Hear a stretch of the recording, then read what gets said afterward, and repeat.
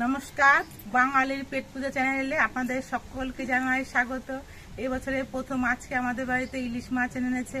এই ইলিশ মাছ দিয়ে আর বেগুন দিয়ে হালকা পাতলা ঝোল আমি তৈরি করব, আর বন্ধুরা সেটা আপনাদের সঙ্গে শেয়ার করব। তো বন্ধুরা দেখে থাকুন আমি কিভাবে ইলিশ মাছের হালকা পাতলা ঝোলটা তৈরি করছি। এই দেখুন আমাদের ইলিশ মাছ, আমার কর্তা মশাই কত বড় ইলিশ মাছ এনেছে। মাত্র 4টে পিস হয়েছে, আর একটা লেজে আর মাথা। এই ইলিশ মাছগুলোকে আমি নুন আর হলুদ মাখিয়ে নিচ্ছি। এত বড় ইলিশ কত দাম দিয়ে এনেছো? হ্যাঁ, 600 টাকা কেজি। এই ইলিশ 600 টাকা কিলো? হ্যাঁ, 300 গ্রাম ওজন। এক বছর বাদে ইলিশ খাচ্ছি, আর তুমি যা ইলিশ মাছ এনেছো। এরপরে আমদানি হলে বড় ইলিশ নিয়ে আসবো। নুন আর হলুদ দিয়ে মাছটা মাখিয়ে নিচ্ছি।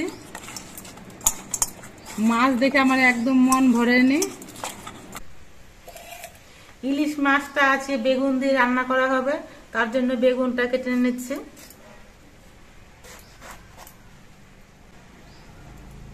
বেগুনটা পোকা বেরোয়নি, বেগুনটা একেবারে ভালো বেরিয়েছে, খুব ভালো হয়েছে। তাতে নাহলে সবজির যা দাম, পোকা বেরোলে ভীষণ খারাপ লাগে।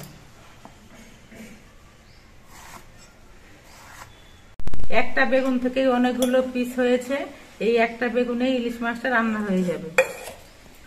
এবার কিছু কাঁচা লঙ্কা কেটে নিচ্ছি।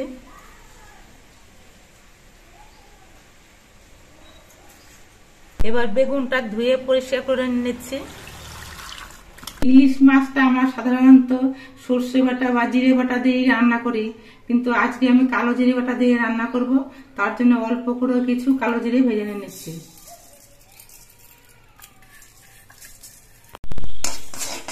কালো জিরে ভাজতে কিন্তু একদমই সময় লাগে না, খুব অল্প সময়ের মধ্যে ভাজা হয়ে যায়। এই দেখুন পট পট করে ফুটছে, এতে বোঝা যাবে কালো জিরেটা ভাজা হয়ে গেছে।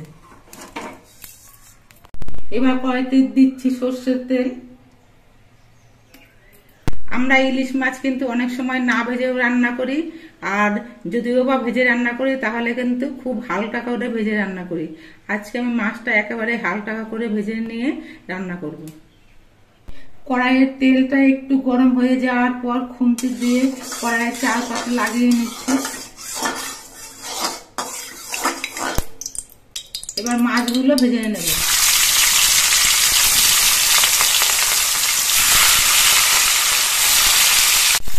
মাছগুলো 1 মিনিটের মতো ভেজে নিয়ে আমি উল্টে দিচ্ছি।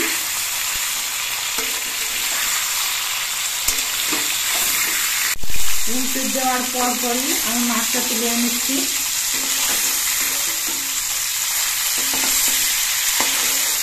কড়াইয়ে যেটুকু তেল আছে এতেই কিন্তু ইলিশ মাছটা রান্না হয়ে যাবে। এবার এই তেলের মধ্যে দিচ্ছি অল্প করে একটু কালো জিরে, 2 চেরা কাঁচা লঙ্কা,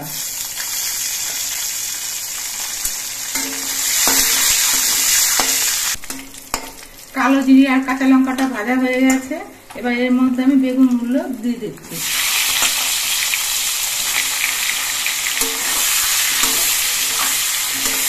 বেগুনগুলো নেড়ে চেড়ে তেলের সঙ্গে ভালো মতো মিশিয়ে নিতে হবে।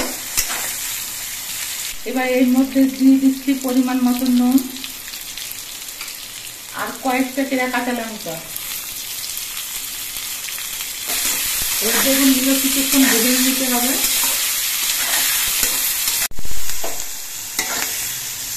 বেগুনগুলো কিছুক্ষণ ভেজে নিয়েছি। এবার এর মধ্যে দিচ্ছি 1 চামচ হলুদের গুঁড়ো। হলুদ দিয়ে বেগুনগুলোকে মিনিট 2 মতো ভেজে নিয়েছি। এর থেকে বেশি ভাজলে পরে কিন্তু হলুদগুলো পুড়ে যাবে। এবার এর মধ্যে আমি ঝোল দিচ্ছি। প্রথমে আপনাদেরকে আমি বলেছি যে ইলিশ মাছের পাতলা ঝোল তৈরি করব। দেখুন ঝোলের পরিমাণটার জন্য একটু বেশি করেই দিচ্ছি। এবার ঝোলটা আস্তে আস্তে ফুটতে থাক, ততক্ষণে আমি যে কালো জিরেটা ভেজে নিয়েছিলাম সেটা বেটে নিয়ে আসছি। ভাজা কালো জিরে বাটতে কিন্তু খুব সময় লাগে না, খুব অল্প সময়ের মধ্যেই বাটা হয়ে যায়।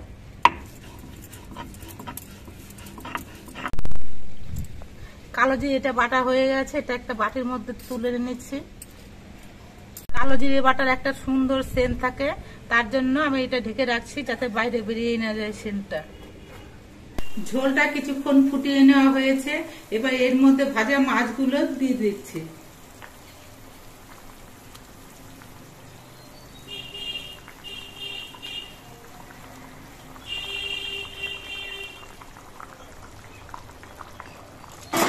এবার আস্তে করে নেড়ে চেড়ে দিতে হবে। একটা ঢাকনা দিয়ে ঢেকে দিচ্ছি। 5 মিনিট পর আমি ঢাকনাটা খুলে নিচ্ছি। মাছগুলো এবার নেড়ে দিচ্ছি। ইলিশটা ছোট হলেও মাছটাই মনে হয় সেন্ট আছে, কারণ ঢাকনাটা খোলার পরে কিন্তু ইলিশ মাছের একটা সুন্দর সেন্ট বেরিয়েছে। এবার আরো মিনিট 2 আমি ইলিশ মাছটা রান্না করে নেব। ইলিশ মাছের ঝোলটা প্রায় রান্না হয়ে এসেছে। এবার এর মধ্যে আমি কালো জিরে বাটাটা দিয়ে দিচ্ছি। কালো জিরে বাটা দিয়ে আস্তে করে নেড়ে চেড়ে মিশিয়ে নিতে হবে। কালো জিরে বাটা দিয়ে কিন্তু আর বেশিক্ষণ ফোটানো যাবে না, তাহলে কালো জিরে সুন্দর সেন্টটা চলে যাবে। তাই এবার আমি গ্যাসটা অফ করে দিচ্ছি। আমার ইলিশ মাছের হালকা পাতলা ঝোলটা তৈরি হয়ে গেছে। এবার এই মাছের ঝোলটা আমি একটা পাত্রের মধ্যে বেড়ে নিচ্ছি। আপনারা অনেকেই অনেক সুন্দর করে ইলিশ মাছের ঝোল রান্না করেন, তবে আমার মতো করে এভাবে বেগুন দিয়ে আর কালো জিরে বাটা দিয়ে একদিন রান্না করে খেয়ে দেখবেন, আশা করছি ভালো লাগবে। আর আমাদের ভিডিওটা আপনাদের কেমন লাগলো, যদি ভালো লাগে ভিডিওটিতে একটি লাইক, আর নতুন বন্ধু হলে চ্যানেলটিকে সাবস্ক্রাইব করে দেবেন। সকলে সুস্থ থাকবেন, ভালো থাকবেন। দেখা হবে পরবর্তী আরেকটা ভিডিওতে।